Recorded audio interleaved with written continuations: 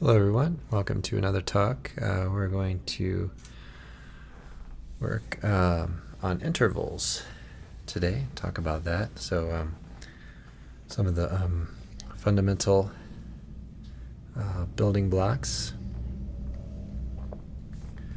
of what we can work on. Change my tone up a little bit.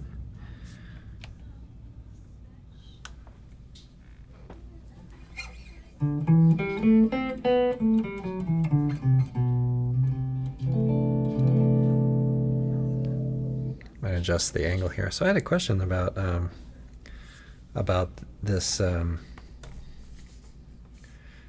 performer stand, this guitar stand, and for someone asking me about it, and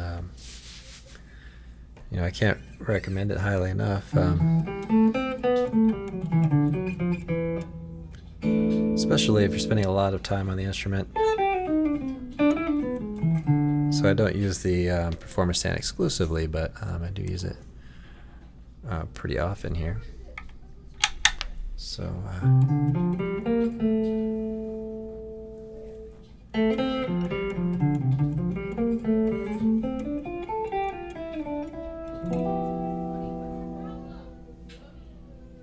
all right, so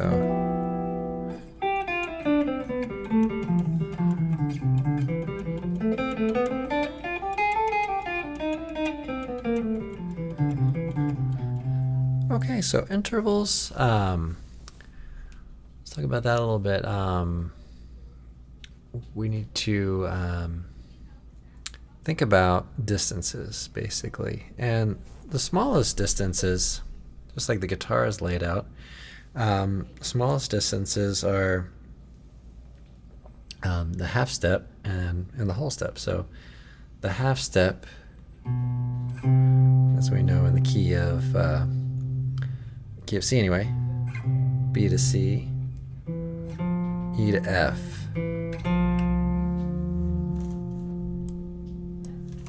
All right. And then the whole steps are basically two half steps. So really the half step is the smallest building block of what we talk about. Now there can be some semitone kind of things happening, but for the most part we're just kind of talking about how they might lay out on a piano or something like that. So no bending for this. So the whole step on guitar is pretty clear because we have 2 frets, right? Okay. So it tells us an interval distance. Okay.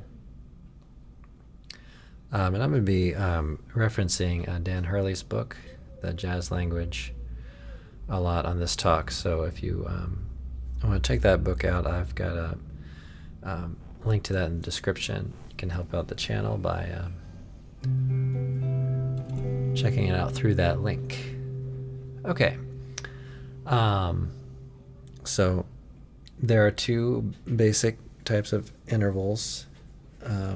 Ones that are melodic, that kind of happen, say over time. Okay, and others that might be stacked vertically, basically happen at the same time. Okay, and then they harmonize. So we have melodic intervals and harmonic intervals. Okay, and we can relate them to the minor or major scales. So if we have a C major scale,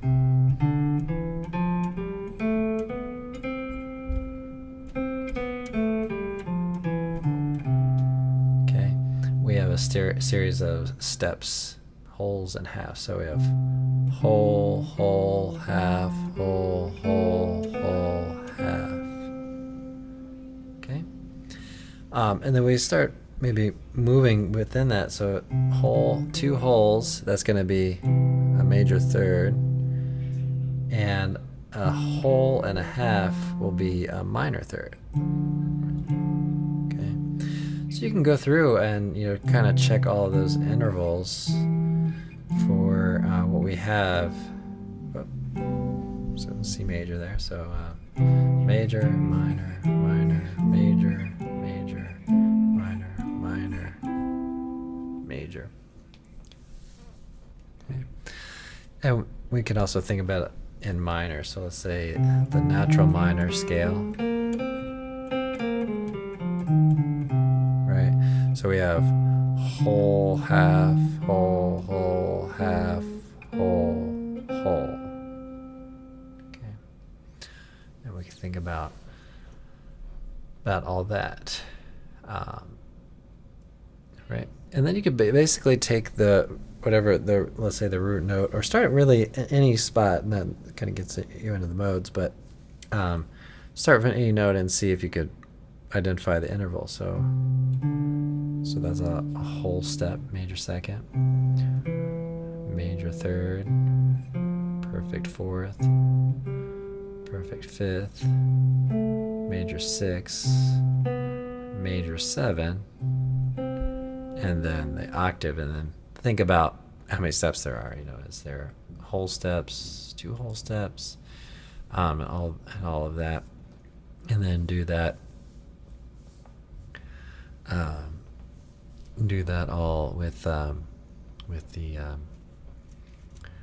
combining those, and maybe different combinations. So for example, starting on the D, so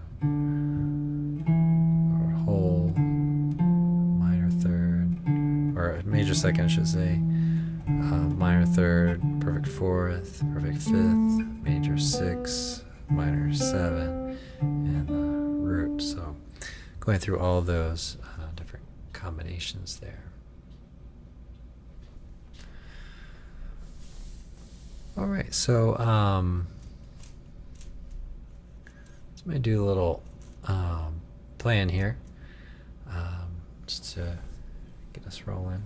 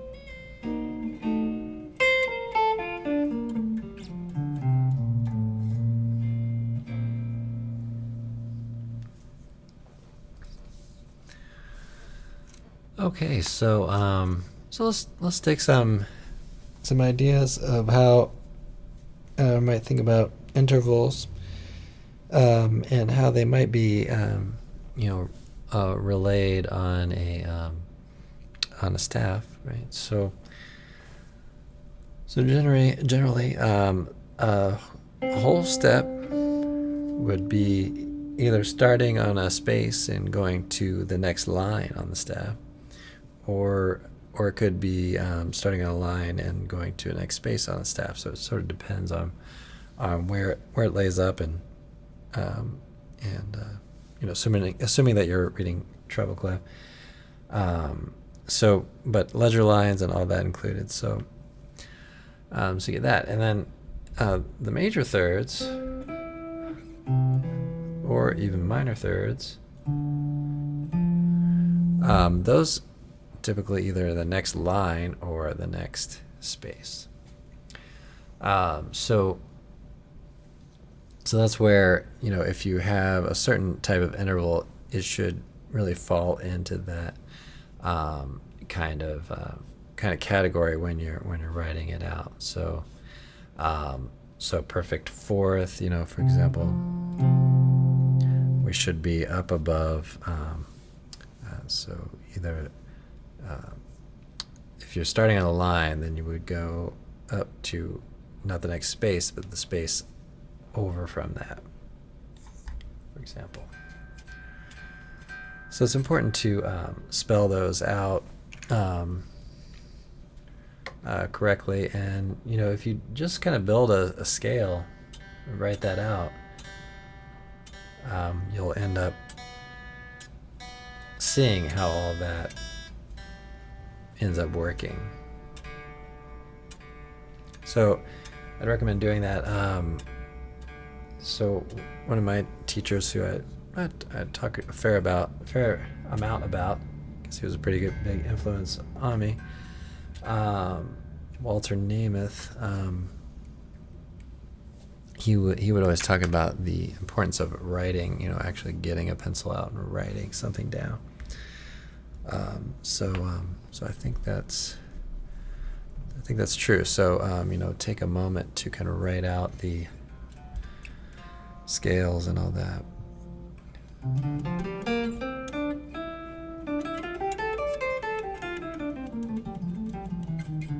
So let's talk about, so we have these major, minor kind of intervals. So those are, typically the whole steps. So the major and some minor seconds, the minor and major thirds. Okay, we have the minor and major sixths, and then we have the minor and major sevenths.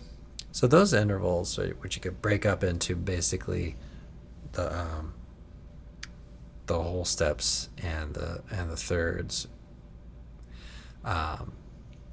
because the sixths are kind of the inverse, right, of the thirds. So anything kind of within that range, so anything above a perfect fifth or below a perfect fourth kind of falls into that major whole minor convention of talking about it. And then when it comes to fourths and fifths, they're called perfect. Okay, so that's an example of a perfect fourth. So perfect fourth on guitar is one fret to a different string. That's one way of doing it anyway. And then when you get to strings 3 and 2, then you're one fret over. So it's either same fret on most strings, that you would have that interval, or a different fret, or one fret over between the strings 2 and 3. That's just standard tuning, how that all works. Okay, and then we have the perfect fifth, which is really kind of the inverse of the perfect fourth. Okay, so we get the perfect fifth, and then the perfect fourth is kind of the inverse of the perfect fifth. What I mean by that is if you went up to the octave C, let's play two C's, and we went up a fourth. In order to get back to C an octave higher, you'd have to go up a fifth, right? So down from C, you'd have a perfect fifth. Up from C, you'd have a perfect fourth. So G, C to G, up a perfect fifth, down a perfect fourth from C. So the direction matters. All right, so those are talked about as perfect. Okay, perfect fourth, perfect fifth. And then you can have diminished or augmented for those. And you can also have an augmented second. But so some of those conventions can be useful in certain circumstances, but for the most part, like so fifth, if it's lowered, then you say, okay, that's a diminished fifth because it's lowered. It's lower than the perfect fifth. Okay. So with the perfect fourth, okay. Now, we had a little bit of a talk about this when we talked about Superlocrian. So check that talk out if you haven't already.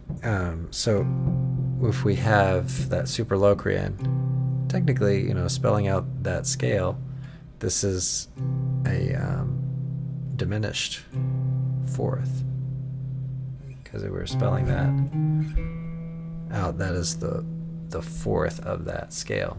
Anyway, I don't want to get into all that, but for the most part, you're going to be thinking about either diminished fifth or augmented fourth. Diminished fifth or augmented fourth. Okay, and we could also have an augmented fifth.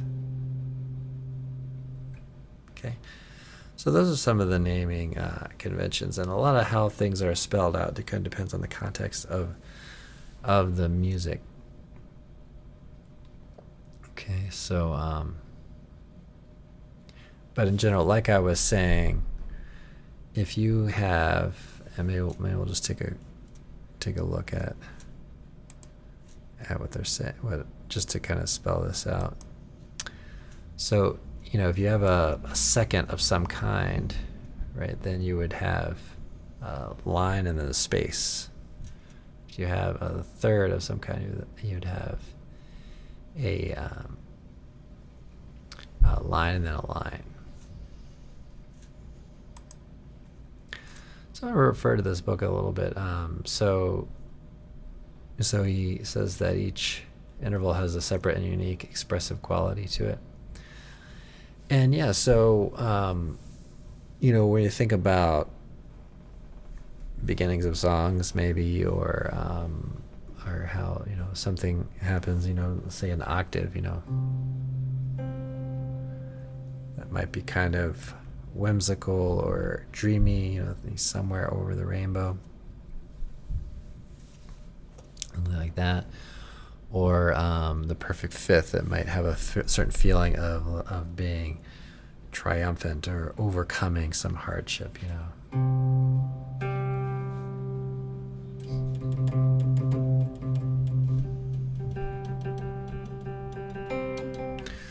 Okay, so there are these certain effects. Now the minor six, has sort of a melancholy sort of sound to it, and it wants to drift down. So there are just certain tendencies and qualities to certain intervals. So I'm do maybe a little more playing here, and so I was playing a little over the changes of Stella by Starlight, and maybe I'll do something a little different.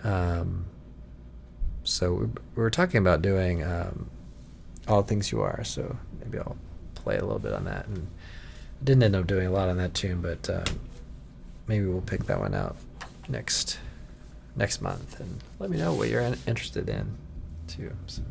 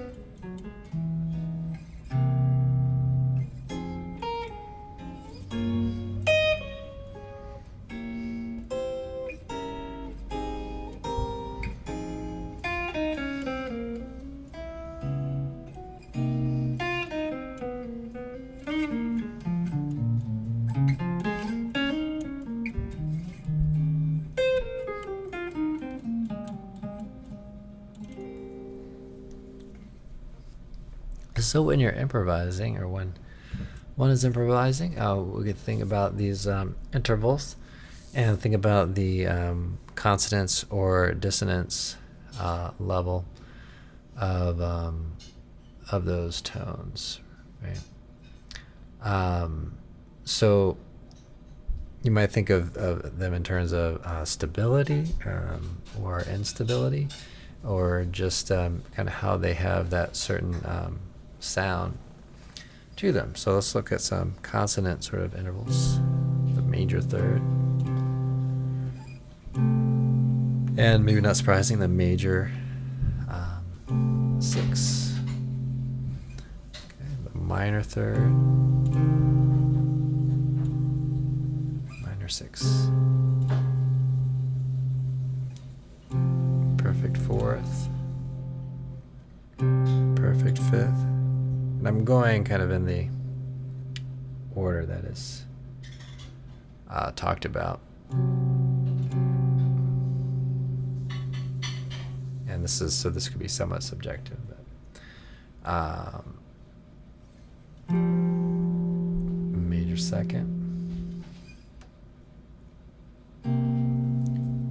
minor 7.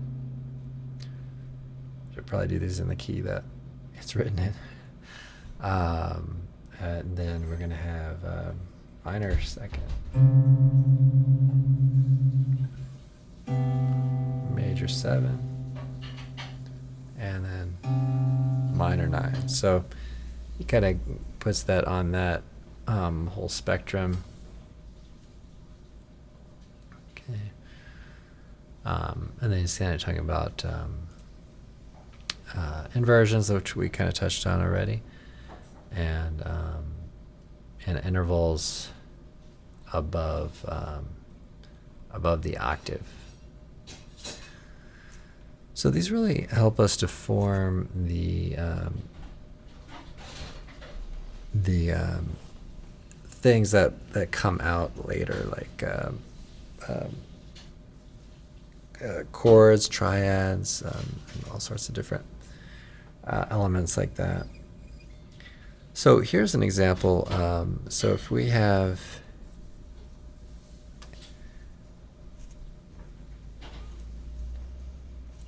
let me just take a quick little break here.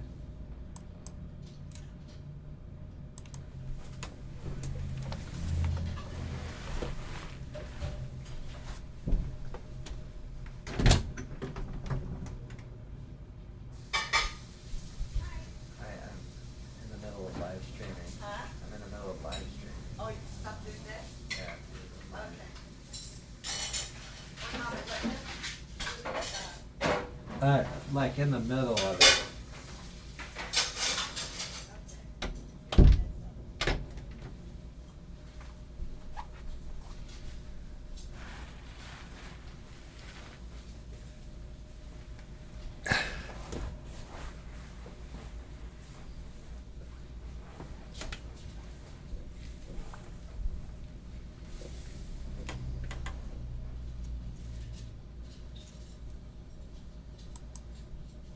Okay, everybody. So, so when you're working on, let's say, All the Things You Are, or Stella by Starlight, then you have certain intervals that are going to, work in different ways. So you have right. So one thing I did there was just now, thinking F minor. So we have a series of steps, so whole, half, whole, whole, playing a minor third. And what that does is kind of, for a couple of things here, I have this note as a chord tone coming up in the next chord, right? So I might not want to play that right away. And so if I want to avoid that, then I might play a minor third. Also, it's going to have the effect of encircling that note, right? So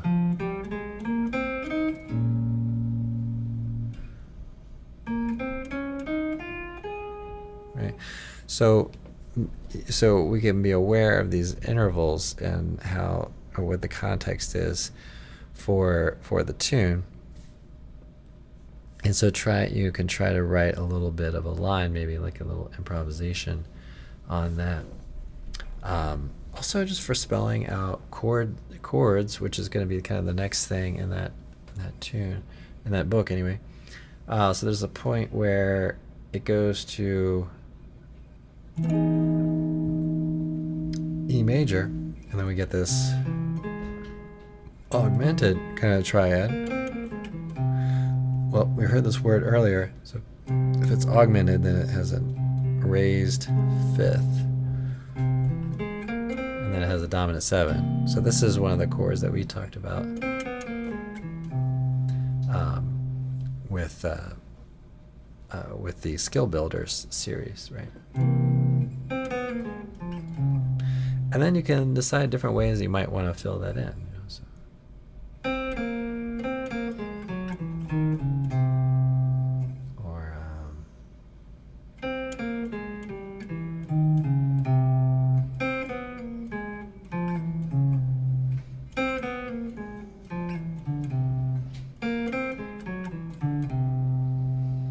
So quite a few number of ways of maybe filling all that in and kind of working through that. So it's very important. And then also just spelling chords, spelling scales, really the building blocks of what we're working on there.